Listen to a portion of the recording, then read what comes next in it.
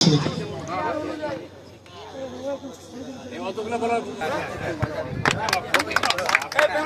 অত্যন্ত আনন্দের সহিত জানাচ্ছি আজকে এইরকম একটা মহতী অনুষ্ঠান। আমি এই জন্য মহতী অনুষ্ঠান বলবো, আজকে আমাদের মাঝে এই ঐতিহ্যবাহী খেলাগুলো কিন্তু হারিয়ে গেছে।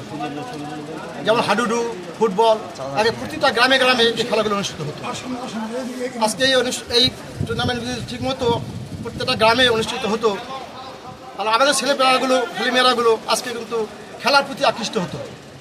আজকে আমাদের এই মোবাইল অথবা আরও অন্যান্য যেটা আরেকটা খারাপ দিক আছে, মাদক। সবচেয়ে ক্ষতিকর হয়ে গেছে আমাদের সমাজে মাদকে। অবসর সময়টা যদি আমরা খেলার পিছনেটা ব্যয় করতাম, আমাদের ছেলেমেয়েদের করতো, তাহলে আজকে কিন্তু আমাদের সমাজে মাদকের এত বিস্তার লাভ করতো না। আমি আশা করব এরকম টুর্নামেন্ট শুধু ফুটবল নয়, হাডুডু, ফুটবল, আরও যেসব খেলাগুলো আমাদের গ্রাম বাংলার ঐতিহ্য হিসেবে আগে ছিল, আজ থেকে 30, 35 বা 40 বছর আগে ছিল, আবার পুনরায় চালু হবে বা চালু হোক, এটা আমার একান্ত কাম্য। আমার নিজস্ব জায়গায় ফুটবল টিমের ঘর, অর্থাৎ ফুটবল টিম খেলতে যে সরঞ্জাম লাগে, সব কিছু লাগে, ঘরটা আমি ডোনেট করেছি।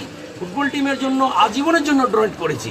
এলাকার যে ছেলেপিলেগুলো আছে না, এরা আসুক, প্রশিক্ষণের ব্যবস্থা আছে, আমার টিমের খাওয়া দাওয়ারও ব্যবস্থা আছে, সব কিছু আছে।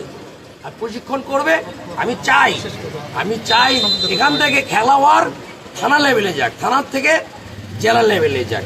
আমরা চাই যারা আগামীতে দেশের নেতৃত্ব দিবে, যারা আগামীতে দেশের ভবিষ্যৎ উজ্জ্বল হবে, আমরা চাই তারা বিভিন্ন মোবাইল, যেমন মাদক, এগুলো যেন আসক্ত না হয়।